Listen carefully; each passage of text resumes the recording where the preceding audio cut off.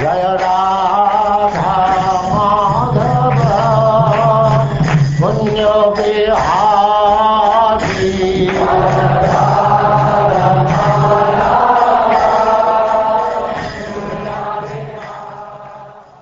And now chapter 37, the killing of the demons, Keshi and Vyoma.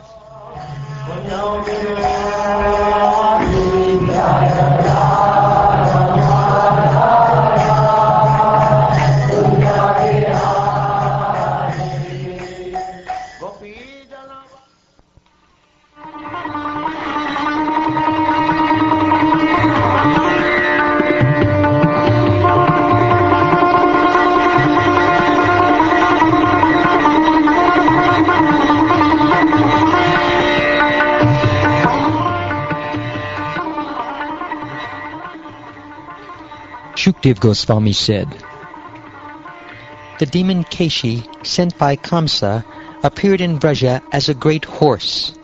Running with the speed of the mind, he tore up the earth with his hooves. The hairs of his mane scattered the clouds and the demigods' airplanes throughout the sky, and he terrified everyone present with his loud neighing.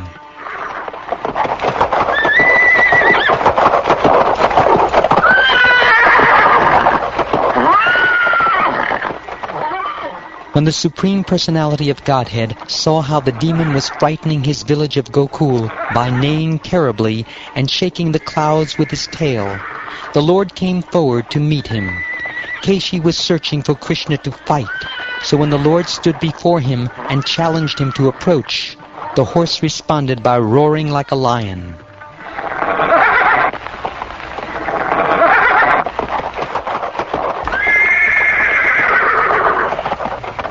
Seeing the Lord standing before him, Keshi ran toward him in extreme rage, his mouth gaping as if to swallow up the sky. Rushing with furious speed, the unconquerable and unapproachable horse demon tried to strike the lotus-eyed Lord with his two front legs. But the Transcendental Lord dodged Keshi's blow, and then with his arms angrily seized the demon by the legs, whirled him around in the air, and contemptuously threw him the distance of 100 bow lengths, just as Garuda might throw a snake. Lord Krishna then stood there.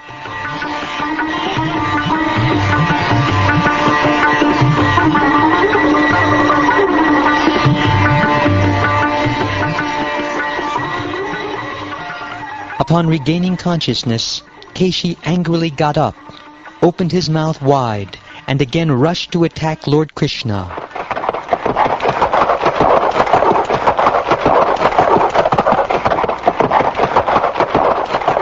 But the Lord just smiled and thrust his left arm into the horse's mouth as easily as one would make a snake enter a hole in the ground.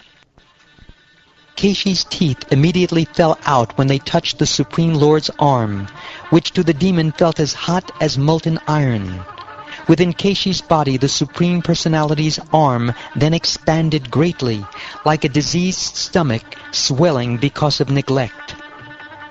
As Lord Krishna's expanding arm completely blocked Keshi's breathing, his legs kicked convulsively, his body became covered with sweat, and his eyes rolled around.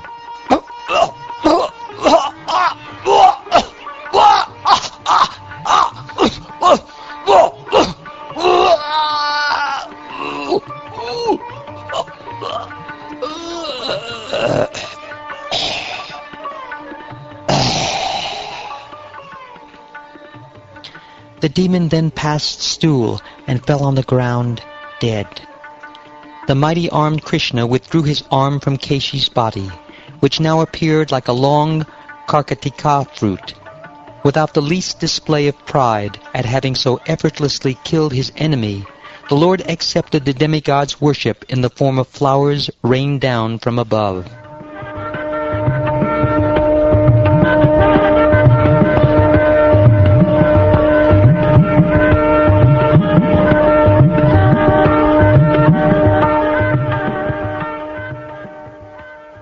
My dear king, thereafter Lord Krishna was approached in a solitary place by the great sage among the demigods, Narad Muni. That most exalted devotee spoke as follows to the Lord, who effortlessly performs his pastimes. O Krishna, Krishna, unlimited Lord, source of all mystic power, Lord of the universe, O Vasudeva, shelter of all beings and best of the Yadus, O Master, you are the supreme soul of all created beings, sitting unseen within the cave of the heart, like the fire dormant within kindling wood.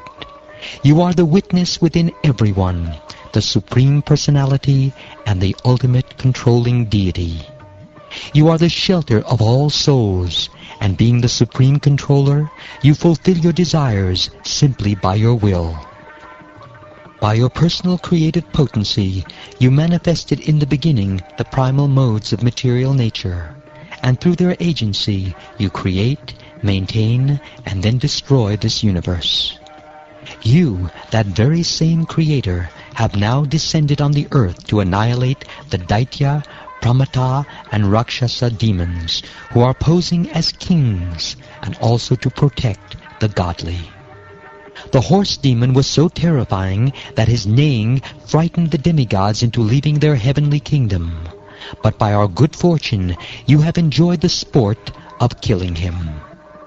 In just 2 days, O Almighty Lord, I will see the deaths of Chanura, Mushtika, and other wrestlers, along with those of the elephant Kuvalaya Pida and King Kamsa, all by your hand. Then I will see you kill Kalayabana, Mura, Naraka, and the Kanj demon, and I will also see you steal the Parijata flower and defeat Indra. I will then see you marry many daughters of heroic kings after paying for them with your valor. Then, O Lord of the universe, in Dvarka you will deliver King Riga from a curse and take for yourself the Syamantaka jewel, together with another wife. You will bring back a Brahman's dead son from the abode of your servant Yamaraj, and thereafter you will kill Pondraka, burn down the city of Kashi, and annihilate Dantavakra and the king of Chedi during the great Raja Surya sacrifice. I shall see all these heroic pastimes, along with many others you will perform during your residence in Dvarka. These pastimes are glorified on this earth in the songs of transcendental poets. Subsequently, I will see you appear as time personified, serving as Arjuna's chariot driver, and destroying entire armies of soldiers to rid the earth of her burden. Let us approach you, the Supreme Personality of Godhead, for shelter. You are full of perfectly pure spiritual awareness, and are always situated in your original identity. Since your will is never thwarted, you have already achieved all possible desirable things, and by the power of your spiritual energy, you remain eternally aloof from the flow of the qualities of illusion. I bow down to you, the Supreme Controller, who are dependent only on yourself. By your potency, you have constructed the unlimited particular arrangements of this universe. Now you have appeared as the greatest hero among the Yadus, Vrishnis, and Sattvatas, and have chosen to participate in human warfare.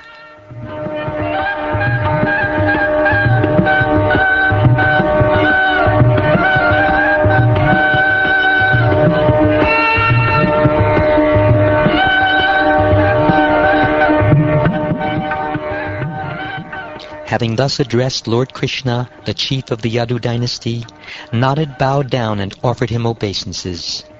Then that great sage and most eminent devotee took his leave from the Lord and went away, feeling great joy at having directly seen him. After killing the demon Keshi in battle, the Supreme Personality of Godhead continued to tend the cows and other animals in the company of his joyful cowherd boyfriends. Thus he brought happiness to all the residents of Vrindavan. One day the cowherd boys, while grazing their animals on the mountain slopes, played the game of stealing and hiding, acting out the roles of rival thieves and herders. In that game, O king, some acted as thieves, others as shepherds, and others as sheep. They played their game happily, without fear of danger. A powerful magician named Vyoma, son of the demon Maya, then appeared on the scene in the guise of a cowherd boy. Pretending to join the game as a thief, he proceeded to steal most of the cowherd boys who were acting as sheep. Gradually, the great demon abducted more and more of the cowherd boys and cast them into a mountain cave, which he sealed shut with a boulder. Finally, only 4 or 5 boys acting as sheep remained in the game. Lord Krishna, who shelters all saintly devotees, understood perfectly well what Vyomasura was doing. Just as a lion grabs a wolf, Krishna forcefully seized the demon as he was taking away more cowherd boys. The demon changed into his original form, as big and powerful as a great mountain. But try as he might to free himself, he could not do so, having lost his strength from being held in the Lord's tight grip. Lord Achyuta clutched Vyomasura between his arms and threw him to the ground. Then, while the demigods in heaven looked on, Krishna killed him in the same way that one kills a sacrificial animal. Krishna then smashed the boulder blocking the cave's entrance and led the trapped cowherd boys to safety. Thereafter, as the demigods and cowherd boys sang his glories, he returned to his cowherd village, Gokul.